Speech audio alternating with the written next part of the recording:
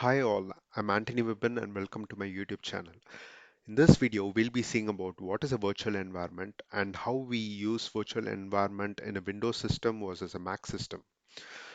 When it comes to virtual environment, a virtual environment is a place wherein we put in all our project related files. It's basically an environment where we install all the libraries, the packages that we need. And whenever we are trying to move that into a cloud environment, we just try to move the entire virtual environment so that there is no kind of, package issues or, downgrading or upgrading your packages. There'll be no need for that because you are already pre-installed all your packages and moving the entire virtual environment to the other folder. So that is the need for a virtual environment, and how we do that in a Mac OS is if you are using a Mac OS, just try to go inside terminal. So this is the terminal, and whereas the Windows user can use command prompt. So once you go inside the command prompt, just type the same thing which I'm giving. First, I need to go inside my particular folder. So these are the two folders that I'm having. So the first folder you can see there is a code and the same code is available in the second folder also. So I need to move all this. I'm going to create a virtual environment inside this particular folder and I'm going to move it inside this particular folder. So let's see how I do this.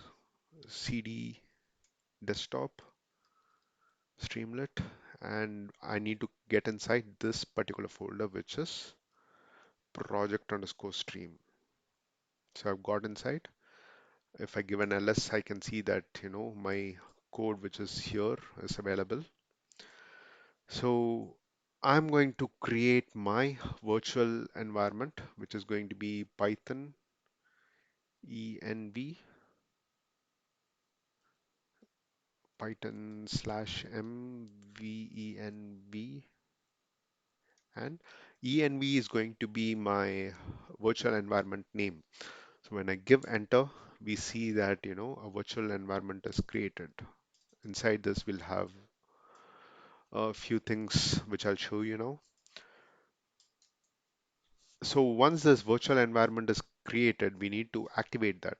So how I activate this is where the difference between a Mac user and a Windows user occurs. So if you see, this is going to be the code which is for a Windows user. So if I'm a Windows user, I have to type this env slash script slash activate. Make sure you use a backward slash. And for a Mac user, we have to give from the source until the activate using a forward slash. So let's give that. So we see that it is activated. How I say that it is activated is because this env inside the bracket comes in. So whenever that env comes in, it means that it is an activated format. So in order to just deactivate, I just give deactivate.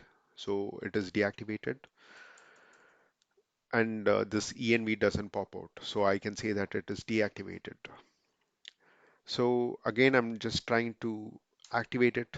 So it is an activated mode. And then what I do is I just give pip list. So I'm trying to see what and all packages have been installed inside this particular virtual environment. And there are only two packages that are default packages. So let me just install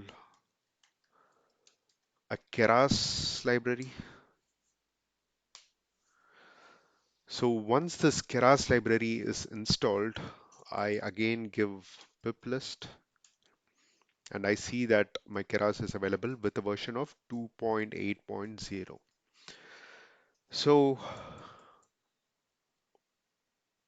whatever packages I need here, I'll be installing inside this, and then I can move it wherever I need.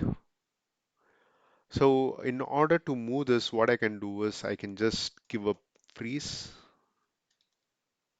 Pip freeze is just to get all the packages, and I would give requirement dot .txt. So what it will do is it will freeze all the libraries and put it inside this particular text file. So let me give enter. So we see that, a requirement folder file is being created inside the folder that we are using.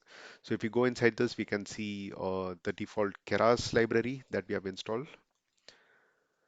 Now, what if I have to move this particular entire thing to another? Let me just give deactivate. We are outside this environment. And what if I have to move this entire requirement to another virtual environment, which is going to be this one? So just copy pasted this requirement folder. So what I would do is I'll get in here and I'll go back and cd space. My new folder's name is project underscore stream 2. Project underscore stream 2. So I've gone inside this. Okay. So I need to install this requirement.txt so that I don't have unwanted packages being stored inside my virtual environment. I've already created this virtual environment. I just need to activate this. So I would give the same source env. Yes, so we see that it is activated. Just trying to see what is available inside my pip list. Obviously, nothing will be available. So I'm going to pip install -r requirement.txt. So now we see that the entire requirement.txt is installed. So let me check that if it is installed properly.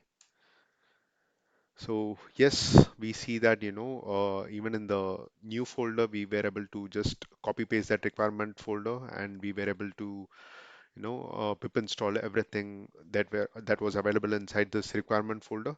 So it's not just going to be one or two, multiple packages, around 25 to 40, 50 packages also sometimes happens, and we cannot be, giving the same version every time manually and doing it. So that's why we use this virtual environment.